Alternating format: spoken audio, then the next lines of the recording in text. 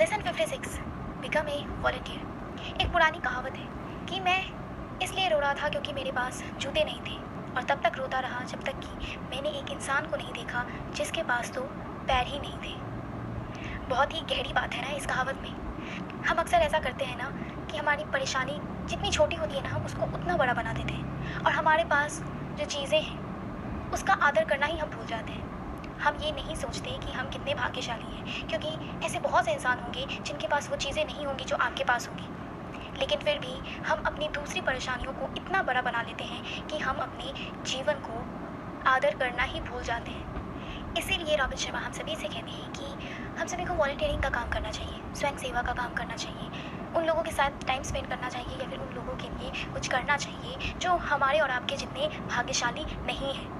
जब आप ऐसा करोगे तो उन लोगों को देखकर आप अपने लाइफ में जो भी चीज़ें आपको मिली हैं उसका आदर करना आप सीख जाओगे। और सबसे इम्पॉर्टेंट बात, आपकी वजह से किसी की लाइफ में थोड़ी सी चेंज आएगी, जिन्हें उनकी ज़रूरत है आप उनकी हेल्प कर पाओगे, और ऐसा करके आपको खुशी तो मिलेगी ही। Lesson 57 find your 6 degrees of separation. दरअसल ये एक प्ले है जो कि जॉन कार्ने ने लिखी थी। इसमें एक कैरेक्टर दूसरे कैरेक्टर से इस थ्योरी के बारे में बात करती है, और वो कहती है कि उसने कहीं पढ़ा था कि एक आदमी दूसरे आदमी से, यानी एक इंसान दूसरे इंसान से सिर्फ 6 लोगों के द्वारा जुड़ सकता है। जैसे कि आप अपने किसी फ्रेंड को जानते हो और वो फ्रेंड किसी और को जानता है, और फिर वो किसी और को जानता है, और ऐसे आपके बीच में 6 लोग आएंगे, और वो जो आखिरी इंसान होगा जिससे आप मिलना चाहते हो आप उससे मिल पाओगे। लेकिन अगर आपको किसी से मिलना है, आप चाहते हो कि आप उस इंसान से मिल पाओ, तो आपको सही लोगों को ढूंढना पड़ेगा जो आपको उस इंसान से मिलवा पाए। और यही सबसे ज़्यादा इम्पॉर्टेंट है कि आप सही लोगों को ढूंढो जो आपको उस इंसान से मिलवा पाएगा। रॉबिन शर्मा कहते हैं कि उनके साथ कई दफ़ा इस थ्योरी ने वर्क किया है, और उन्होंने जब सही 6 लोगों को ढूंढा तब वो उस इंसान से मिल पाए जिनका लिस्ट उन्होंने बना रखा है, जिनसे वो अपने पूरे लाइफ टाइम में मिलना चाहते हैं। इसीलिए वो हम सबसे भी कहते हैं कि हमें भी ऐसे लोगों को ढूंढना चाहिए, जैसा कि इस लेसन के टाइटल में भी लिखा हुआ है, find your 6 degrees of separation.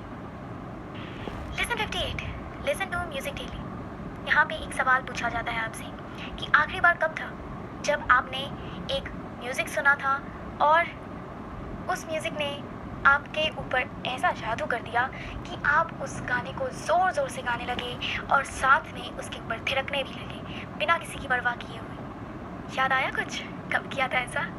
देखिए, म्यूज़िक जो होता है ना, उसके अंदर बहुत ही ज़्यादा ताकत होती है। आप सोच भी नहीं सकते कितना ताकत होती है। वो आपको, आपके मूड को अच्छा भी कर सकता है, बुरा भी कर सकता है, लेकिन ज़रूरी ये है कि आप किस तरीके की म्यूज़िक सुनते हो। सबका टेस्ट अलग अलग होता है, तो हो सकता है कि जो म्यूज़िक आपको इंस्पायर करता हो दूसरे को नहीं करता। इसीलिए अपनी एक लिस्ट बनाइए उन सभी सॉन्ग्स के, म्यूज़िक्स के जो आपको इंस्पायर करते हैं, और फिर उन्हें रोज़ सुनिए। लेसन 59 राइट अ लीगेसी स्टेटमेंट। लीगेसी स्टेटमेंट क्या होता है? मुझे भी थोड़ा सोचना पड़ा, तो मैं जिस तरीके से इसको समझ पाई हूँ ठीक उसी तरीके से मैं आपको समझाने की कोशिश करती हूँ। कई बार आपने सुना होगा कि बहुत से लोग कहते हैं कि हमारे पूर्वजों ने हमारे लिए एक लीगेसी बना कर गए हैं, या फिर एक लीगेसी छोड़ कर गए हैं। वो कुछ भी हो सकता है। फॉर एग्ज़ाम्पल, जैसे कि आप खुद को ही मान लो कि आपको कुछ करना पसंद है। आप रेगुलर जॉब तो करते हो, लेकिन उसके साथ साथ आपकी एक टैलेंट है जो आपको वो करना पसंद है। या तो गाना गाना पसंद है, गाने लिखना पसंद है, या फिर आपको पेंटिंग्स बनाना पसंद है।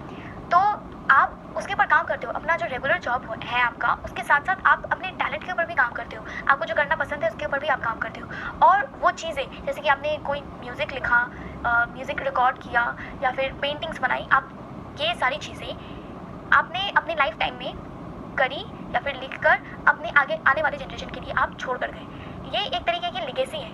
आने वाला जो जनरेशन होगा वो जानेगा कि कोई था, उनसे पहले कोई था जो इन सभी चीज़ों में रुचि रखता था। जो लेगेसी है, जो लेगेसी स्टेटमेंट है, सिर्फ यहीं तक नहीं रुकती है। इसमें आप और भी चीज़ें ऐड कर सकते हो, जैसे कि आपने अपने लाइफ में क्या चीज़ें हैं जो सीखी, और क्या सीख है जो आप अपने आने वाले जनरेशन को देना चाहते हैं, कि किस तरीके की गलतियाँ अपने लाइफ में नहीं करनी चाहिए, या फिर आपने कोई गलती की तो उससे आपने क्या सीखा और आप किस तरीके से उसे टाल सकते थे, या फिर आपने कोई डिसीजन लिया तो आपने किस प्रकार से लिया, आप क्या सोचते हो। किस तरीके से किसी को डिसीजन लेना चाहिए या फिर किस तरीके से कोई काम करना चाहिए। तो आपने क्या किया कि ये सारी बातें आपने एक जगह लिख दी, एक बुक बनाकर आपने लिख दी। तो जो आने वाला जनरेशन होगा वो जब उसे पढ़ेगा तो वो जान पाएगा कि उसे कोई डिसीजन कैसे लेना है या फिर उसे कौन सी गलतियां हैं जो नहीं करनी है, किस तरीके से वो गलतियां करना अवॉइड कर सकता है। बहुत कुछ सीख सकता है आपकी लाइफ से। तो कई बार होता है ना कि लोग सोचते हैं कि वो 10 साल के बाद या फिर 20 साल के बाद अपनी जो लिखे से स्टेटमेंट है वो बनाएंगे, लेकिन यहाँ पे रोमित शर्मा कहते हैं कि नहीं, आपको पता है कि अगर आप इसके भरोसे रहोगे तो आप कभी भी ऐसा नहीं कर पाओगे। इसलिए आपको अभी से ही करना चाहिए। आपको अपने लिगेसी को बनाना स्टार्ट करना पड़ेगा अभी से ही। ये एक तरीके से गिफ्ट होगी आने वाले जनरेशन के लिए, आने वाली दुनिया के लिए। और सबसे इम्पॉर्टेंट बात ये है कि आपने जो सीखा अपनी लाइफ से वो आपके साथ ख़त्म नहीं होगी, बल्कि वो आपके बाद भी जिंदा रहेगी और लोग उससे सीख पाएंगे।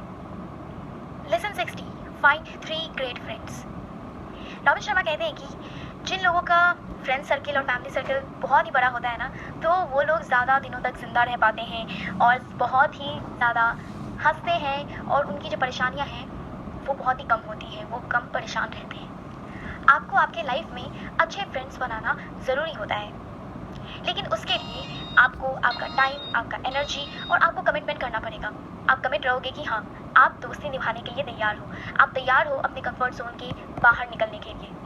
और इसके लिए आपको लोगों से बात करना पड़ेगा, उन्हें जानना पड़ेगा।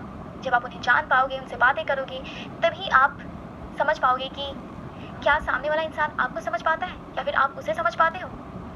अगर हाँ, तो आपको आपका दोस्त जो है वो मिल चुका है।